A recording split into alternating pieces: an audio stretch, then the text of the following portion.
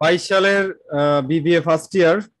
তোমাদের আগামীকাল পরীক্ষা, তোমাদের হিস্ট্রি পরীক্ষা আগামীকাল। এবং আমি তোমাদেরকে যেভাবে বলেছিলাম সেভাবে নিশ্চয়ই পড়েছো। এটা শর্ট সাজেশন ছিল। হ্যাঁ, অনেকেই মানে আমি যে 5 বছরের কোশ্চেন পড়তে বলছি, মানে এটা ওদের কাছে শর্ট মনে হয়নি। মানে কমেন্ট করতে দেখলাম যে 5 বছরের প্রশ্ন পড়লে আবার শর্ট কিভাবে হয়। এখন তার মানে ও আসলে 1 বছরের মানে এ বছরের প্রশ্নটা যাচ্ছিল। হ্যাঁ, তো যাই হোক, এক একজন এক এক রকম, কারণ একই মায়ের 5 সন্তান 5 রকম হয়, তাই না? আর এখানে তো শত শত ছেলে মেয়ে, তো এক একজনের এক এক মতামত থাকবে, এটা স্বাভাবিক, এটা কোনো বিষয় না। তবে আগামীকাল যেহেতু তোমাদের পরীক্ষা, আহ, পরীক্ষা কয়টা থেকে শুরু তোমাদের? বিকেলে না সকালে পরীক্ষা? 1টা বাজে ভাই। 1টা বাজে পরীক্ষা। আচ্ছা, তো 1টা বাজে যেহেতু পরীক্ষা, তোমাদের পরীক্ষা ইনশাল্লাহ যতটুকু পড়েছো এতটুকুতে অনেক ভালো হবে। আমার কথা ভালোভাবে বোঝো, যতটুকু পড়েছো। আমি তো বলেছি পরীক্ষাতে কমন আসলে তো ভালো। কমন কমন আসলে হচ্ছে প্ল্যান এ, আর কমন না আসলে কি প্ল্যান বি। বি। তো তোমাদের হাতে কিন্তু প্ল্যান এও আছে, প্ল্যান বিও আছে। তো দেখো, আজকে রাত্রে অনেক ছেলে মেয়ে আছে যারা আজকে রাত 3টা 4টা পর্যন্ত পড়বে, পড়ে সকালবেলা 10টা 11টা পর্যন্ত ঘুমাবে, ঘুমিয়ে ঘুম থেকে উঠে ব্রাশ ট্রাশ করে গোসল টোসল করে খাওয়া দাওয়া করে পরীক্ষা দিতে যাবে। এটা একটা ভুল ভুল থিওরি আর কি, আমার কাছে মনে হয়। তুমি যদি সারা রাত ধরে পড়ো, ঘুম থেকে উঠলে কিন্তু আমরা অনেক কিছুই কি মনে থাকে নাকি মনে থাকে না? মনে থাকে না। মনে থাকে না। তো আমি তোমাদেরকে বলবো, এখন রাত 10টা 10 বাজে, তোমরা আমার সাথে কথা বলা শেষ হলেই, আমি বেশি কথা বলবো না, সর্বোচ্চ 10 মিনিট। আমার সাথে কথা বলা শেষ হয়ে গেলেই তোমরা ঘুমিয়ে পড়বে। আজকে বয়ফ্রেন্ড গার্লফ্রেন্ড যদি থেকে থাকে কারো, তার কাছ থেকে ছুটি নিবে। হাজবেন্ড থাকলে, বউ থাকলে তাদের কাছ থেকে ছুটি নিবে, যে কালকে আমার পরীক্ষা, আজকে আমি রাতে কথা বলতে পারবো না। হ্যাঁ, সে যতই রিকোয়েস্ট করুক না কেন, আজকে ছুটি। ছুটি নিয়ে রাতে ঘুমায় পড়বা খুবই তাড়াতাড়ি, খুব সকালে ঘুম থেকে উঠবা, খুব সকালে ঘুম থেকে উঠবা, উঠে একবার বই পড়ে ফেলবা, মোটামুটি ধরো একটা অংশ পড়ে ফেলবা। হতে পারে সেটা এ পার্ট, হতে পারে সেটা বি পার্ট, বা হতে পারে সেটা সি পার্ট। পড়ার পর ব্রাশ ট্রাশ করে নাস্তা করবা। নাস্তা করে আবার তোমরা কি করবা, আরো 2-4 বার কি করবা, রিভিশন দিতে থাকবা। রিভিশন দিয়ে পরীক্ষা কয়টায়? 1টা বাজে ভাই। 1টা বাজে পরীক্ষা। যেমন দেখো, একটা ছেলের বাসা হচ্ছে বান্দরবনে। দেখো, আমাকে একটা কমেন্ট করেছে, আমাকে পোস্ট করে একটা ইয়ে করেছে, আমি ফেসবুকে দিয়েছিলাম, তোমরা দেখেছো কিনা আমি জানি না। একটা ছেলে, মানে তোমাদের সুন্দর সুন্দর কমেন্ট গুলো কিন্তু আমি আবার কি করি, স্ক্রিনশট নিয়ে ফেসবুকে দেই, যেগুলো আমার অনেক ভালো লাগে। ছেলেটা হচ্ছে মানে তোমাদের সাথে গাড়ি, ওর বাসা হচ্ছে বান্দরবন, বান্দরবনের আলীকদম উপজেলায়। আলীকদম উপজেলার Bandarban cantonment public school and কলেজের পাশে হচ্ছে ওর বাসা। তো ও আবার কক্সবাজার সরকারি কলেজে কি ও পড়ে। ও আর কি কালকে বলছে পরীক্ষা দিয়ে আমার সাথে দেখা করতে আসবে আর কি, আমাকে মেসেজ দিছে দেখলাম। তো দেখো, এরকম দূরত্ব যাদের, বান্দরবন থেকে এখানে আসতে মিনিমাম 2 ঘন্টা সময় লাগে। মিনিমাম কয় ঘন্টা? নর্মালি যদি গাড়ি টাড়ি চলে, আমি ওর উদাহরণটা দিচ্ছি জাস্ট। তো তোমাদের এই 2 ঘন্টার দূরত্ব যাদের, তারা অবশ্যই 3 থেকে 3.5 ঘন্টা আগে কি করবো, কি হবে, বাসা থেকে বের হবে। এখানে কি এমন এমন দূরত্বের কেউ আছো যাদের বাসা বাসা থেকে পরীক্ষার কেন্দ্রের দূরত্ব 2 ঘন্টার রাস্তা? স্যার আমার আছে স্যার। তোমার বাসা কোথায়? স্যার অবশ্য দূরত্ব ক্যামের কারণে ওই যে উত্তরা থেকে এত। ও আচ্ছা আচ্ছা, তো তুমি মিনিমাম 5 ঘন্টা আগে বেরোবা, কারণ ঢাকার কথা বলা যায় না। আমার ঢাকাতে এক্সপিরিয়েন্স আছে, আমি একই জায়গায় 6 ঘন্টা ছিলাম। মানে গাড়ি জাস্ট এক জায়গাতে দাঁড়ায় ছিল 6 ঘন্টা।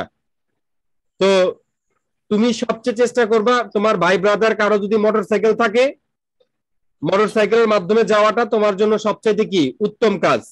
আর যদি মোটরসাইকেল নাও থাকে, একটা ওই যে উবার পাঠাও, কল করবা মোটরসাইকেল ও বোন নাকি আছে, তুমি যদি ছেলেদের পাশে বসতে না চাও সেক্ষেত্রে কি তুমি ও বোন কল করতে পারো, ও বোনের মাধ্যমে তুমি মোটরসাইকেলে করে যেতে পারো। এটা সবচাইতে কি বেশি বুদ্ধিমানের কাজ হবে। হ্যাঁ, মোটরসাইকেল তোমাকে হয়তো আরাম দিবে না, বাট গতি দিবে। বলো। আমার যেতে মানে দ্রুততার সাথে যাওয়ার ক্ষেত্রে আমাকে সাহায্য করবে, কিন্তু স্যার আমি তো ফ্যামিলিতে থাকি না, আমি একটা ফ্যামিলিতে এমনি থাকি, আমার ফ্যামিলি দূরে থাকে গ্রামে। ও আচ্ছা আচ্ছা, তো যাই হোক, তুমি আর কি ও বোন বা পাঠাও উবার কল করে ওইখানে চলে যেও, সেটাই সবচেয়ে বুদ্ধিমানের কাজ হবে। বুঝতে ঠিক পেরেছো? আছে স্যার। আচ্ছা, আর কার এরকম দূরত্ব আছে 2-3 ঘন্টার রাস্তা? স্যার আমার আমার আছে তোমার স্যার। বাসা কোথায়? আমার জামালপুর স্যার। আর পরীক্ষা কেন্দ্র? ময়মনসিংহ। ওরে বাবা, ট্রেনে যাবা না বাসে? ট্রেনে স্যার, ট্রেনে। আচ্ছা, ট্রেনে যাবা। তো ট্রেন কিন্তু সময় মতো আসবে, এটা কি তুমি শিওর? জি স্যার, ইন্টারসিটি স্যার, ইন্টারসিটি যাম।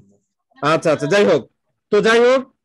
তো এরকম দূরত্ব যাদের আছে, আমি আর জনে জনে শুনতেছি না, কারণ তোমাদের সময় নষ্ট হবে। তো এরকম যাদের আছে, কমপক্ষে 1.5 ঘন্টা সময় হাতে রেখে বাসা থেকে বের হবে, এবং এমন ভাবে বের হবে যেন পরীক্ষার কেন্দ্রে মিনিমাম 1 ঘন্টা আগে পৌঁছাও। কারণটা কি, তোমাকে প্রথম দিন তোমাকে আধা ঘন্টা আগে কমপক্ষে তোমাকে হলে ঢুকতে হবে। আর তোমাকে সিট খোঁজাখুঁজির একটা বিষয় টিষয় আছে না? সিট খোঁজার বিষয় আছে। আবার অনার্সের তোমাদের রোল নাম্বার গুলো বিশাল বিশাল। তো এই সিট খোঁজার ব্যাপারে কমপক্ষে তুমি 30 মিনিট, মানে তুমি যেন পরীক্ষা শুরুর 1 ঘন্টা পূর্বে, অর্থাৎ তোমাদের পরীক্ষা 1টার দিকে, তোমরা 12টার মধ্যে কি করবা, এমন ভাবে বাসা থেকে বের হবা 12টার মধ্যে যেন কি পরীক্ষার কেন্দ্রে পৌঁছে যাও। তারপরে আস্তে ধীরে ইয়ে করবা, সিট খুঁজবা, তারপরে পানি টানি খাবা, খেয়ে ওয়াশরুমে যাওয়ার প্রয়োজন হলে ওয়াশরুমে যাবা, গিয়ে পরীক্ষার হলে গিয়ে আস্তে ধীরে ঢুকবা। প্রথম দিন টিচাররা তোমাদেরকে কিন্তু অনেক কিছু গাইড করবে, কিভাবে ওই পরীক্ষার এটা সেটা পূরণ করতে হবে, হ্যান ত্যান। প্রথম দিন এগুলো টিচাররা বলে দেন, এগুলো তোমরা কি করবে, ঠিকঠাক মতো লিখবে। আর যদি কখনো কোনো কিছু ভুল করে ফেলো বা কাটাকাটি করে ফেলো, ফার্স্ট ইয়ারে এই কাজটা হয় আমি জানি, যদি ভুল করে ফেলো, কাটাকাটি করে ফেলো, সাথে সাথে নিজে কোনো ওস্তাদি না করে সাথে সাথে দাঁড়িয়ে যাবে। দাঁড়িয়ে তুমি যেসব যেসব স্যাররা থাকবেন, স্যারদেরকে বলবা, স্যার এখন আমি কি করব, আমি তো ভুল করে ফেলছি। স্যাররা তোমাকে যে এরকম ভাবে বলবেন, তুমি সেভাবে কি ওই কাজটা করবা। আমি ফার্স্ট ইয়ারে ভুল করেছিলাম, তো অনেকেই কিন্তু এরকম ভুল করতে পারো।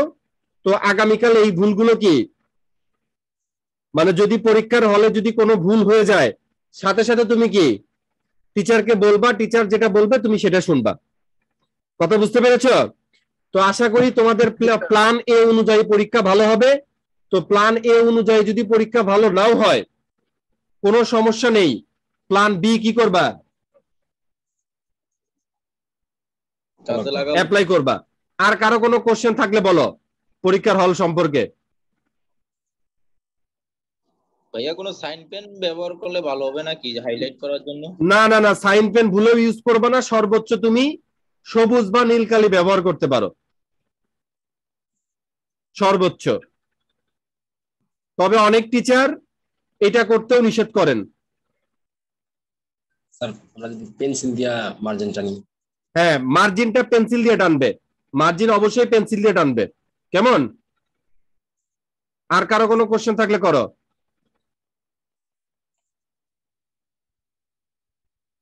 কোশ্চেন আছে আর কারো কোনো পরীক্ষার হল বিষয়ে? না স্যার। আচ্ছা, তাহলে সবাই এখনই ঘুমিয়ে পড়ো।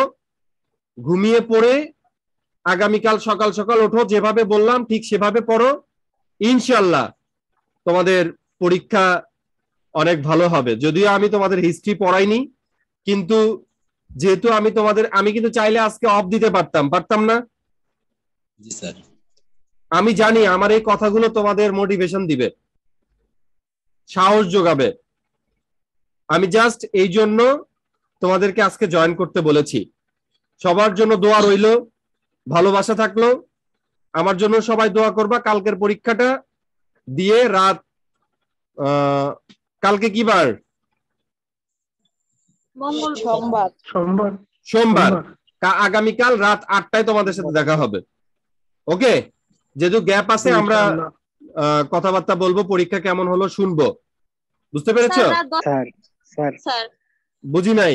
রাত 8টা বাড়িতে আসতে রাত 8টা বেজে যাবে। আচ্ছা তাহলে রাত 11টায়, কারণ আমার হচ্ছে 10টা থেকে 11টা পর্যন্ত পড়ানো আছে। তাহলে রাত 11টায়। ওকে? তোমরা টায়ার্ড থাকবে আমি জানি, প্রথম দিন তোমরা অনেক টায়ার্ড থাকবা, মানে শুয়ে শুয়ে লাইভে থাকবা আর কি। ওকে? আমি পরীক্ষা কেমন হয়েছে এটা তোমাদের কাছ থেকে শুনবো। ঠিক আছে স্যার। ওকে? তো সবাই ভালো থাকবা, অবশ্যই পরীক্ষা ভালো হবে, টেনশন করো না। তো দোয়া চাই স্যার। অবশ্যই দোয়া থাকলো, ভালোবাসা থাকলো। হয় প্ল্যান এ তে পরীক্ষা ভালো হবে, নয় প্ল্যান বি তে, কিন্তু কোনোভাবেই ফুল মার্কস না অ্যান্সার করে পরীক্ষা থেকে বের হওয়া যাবে না। ঠিক আছে। যে কোনো ভাবে ফুল মার্কস অ্যান্সার করতে হবে। বুঝতে পেরেছো? ইনশাআল্লাহ। এবং আমি টাইম ম্যানেজমেন্টের ব্যাপারটা যেটা বলেছি, এটা কিন্তু সবচেয়ে বেশি দরকার। টাইম ম্যানেজমেন্ট তোমার অনার্সে কিন্তু তুমি অনেক কিছু, মানুষ ধরো একটা প্রশ্ন কমন পড়ছে, এটা 1 ঘন্টা করে লেখার কোনো দরকার নাই।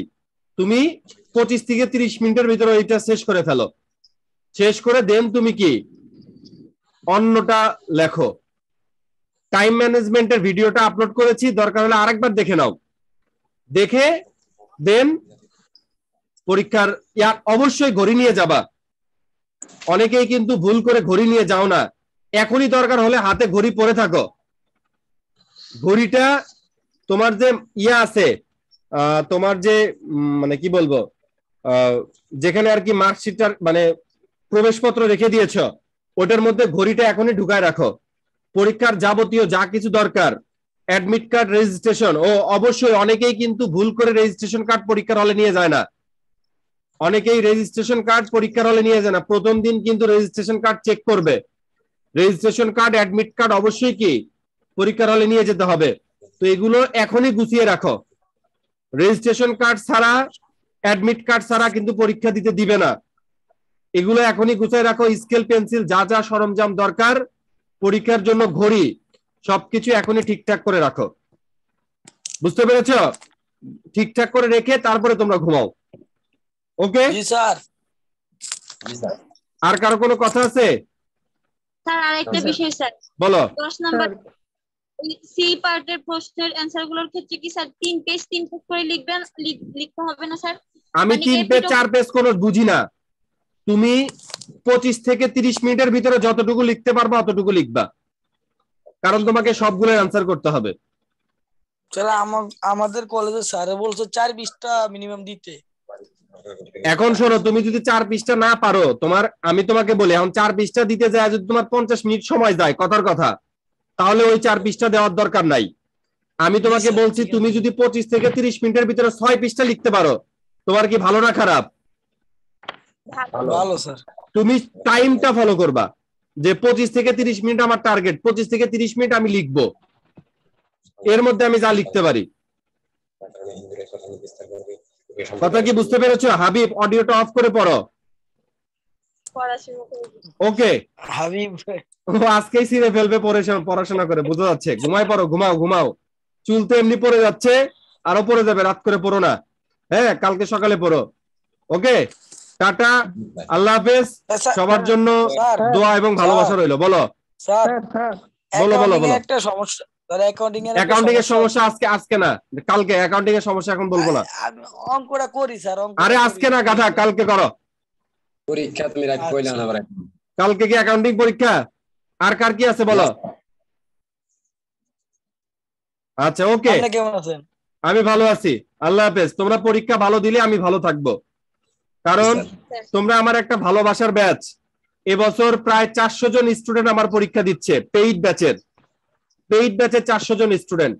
আর যারা পেইড না সেটা তো হাজার হাজার পার হয়ে যাবে। তো সবাই ভালো থাকবা, আল্লাহ হাফেজ। আসসালামু আলাইকুম। ইউটিউব চ্যানেলে ভিডিওটা ডাবল সাবস্ক্রাইব